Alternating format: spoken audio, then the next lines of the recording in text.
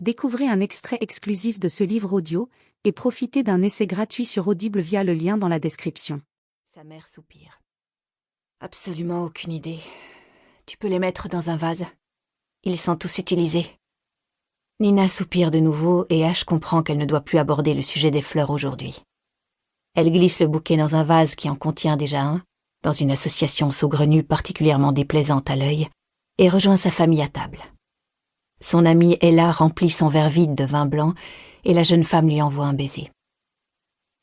Il n'y a pas eu d'éclaircie de la journée, pas une seule, ce qui est ironique, car le père d'Ash était obsédé par le soleil. Il lui courait après partout dans le jardin, dans le monde entier. Il avait une lampe de luminothérapie dans son bureau pour les jours de grisaille. Il étudiait les prévisions météorologiques religieusement. Il insistait pour allumer le barbecue au moindre signe avant-coureur du printemps. Il avait choisi cette maison parce qu'elle était exposée plein sud et avait ses petits coins de verdure favoris pour en profiter, dont un en particulier qu'il avait surnommé Ibiza, où il pouvait prendre le soleil même en février. « Je vais faire un petit tour à Ibiza », leur lançait-il les matins de beau temps, un café à la main, ses lunettes de soleil coincées dans les cheveux. Il y avait toujours un flacon de crème solaire à côté de la porte du jardin, toute l'année. Mais aujourd'hui, alors qu'ils viennent de lui faire leurs adieux, le soleil est resté caché. Ash aime à penser qu'il se l'est gardé pour lui.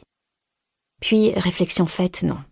Elle est certaine que les morts n'ont aucune influence sur ces choses-là. Il avait 54 ans. Il a été tué par un inconnu, poussé sur les rails du métro, alors qu'une rame arrivait. Il rentrait à la maison après l'inauguration d'un restaurant, pas l'un des siens, mais celui d'un ami à Soho. Il était complètement ivre. Il avait bu des shots de tequila selon les dires de son ami. Un bon vivant. Le meilleur de tous, Paddy Swan. L'homme qui l'avait poussé s'appelait Joe Crittner. Là, comme ça, un instant, 2 vies brisées. Plus, si l'on compte le conducteur du métro, les témoins, les secouristes qui avaient dû recueillir les morceaux de son corps sur les voies. Sur la table, il y a l'album photo qu'elle a constitué avec son frère. Ils ont choisi de laisser les dernières pages vides afin que les invités puissent ajouter leurs propres photos de Paddy. Ash l'ouvre au hasard et soupire en découvrant un cliché de son père avec un bob et des lunettes de soleil, une pinte de bière dans un gobelet en plastique à la main dans ce qui ressemble à un festival. L'apogée des années 1990, sans doute. Il était né en 1970, donc il devait avoir 25 ans sur ce cliché. L'âge qu'elle a aujourd'hui. « C'était où, ça ?» demande-t-elle en tournant l'album vers sa mère. « Ah, à Glastonbury, bien sûr. Bien sûr, » répète Ash d'une voix amère. « Tu étais avec lui ?»« Ouais. Oasis, Pulp, les Cures. Une vraie fournaise.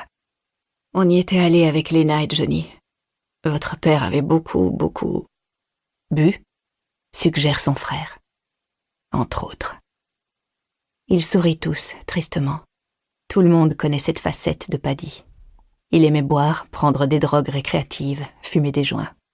Il écoutait de la musique en permanence. Il avait toujours un casque sur les oreilles. Il aimait les vinyles, les t-shirts, les concerts, les gens, la cuisine. Paddy Swan était l'être humain le plus simple de la Terre.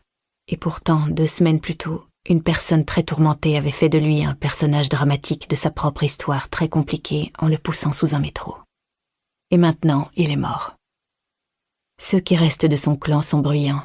Ils ne savent pas se taire, alors même que la lumière du jour où ils l'ont enterré disparaît. Mais leur clameur est déchirée par la douleur, le chagrin, par le manque de sa voix, de son rire, de son corps, par le devoir de, demain, continuer à vivre sans lui. Ash referme l'album d'un geste brusque et attrape son verre, qu'elle descend d'un trait, ignorant la brûlure sucrée, écœurante du liquide qui pourlèche l'intérieur âpre de ses joues. Comment pourront-ils aller se coucher ce soir?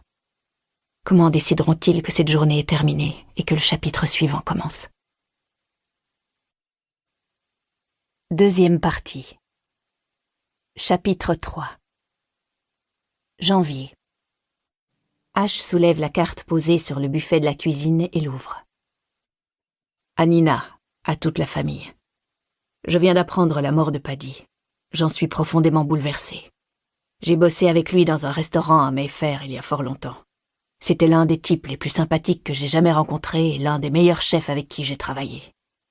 Il y a quelques années, je suis entrée par hasard dans son restaurant à Whitstable, et je n'ai compris que c'était le sien qu'en le voyant passer en salle. Je l'ai arrêté et nous avons discuté.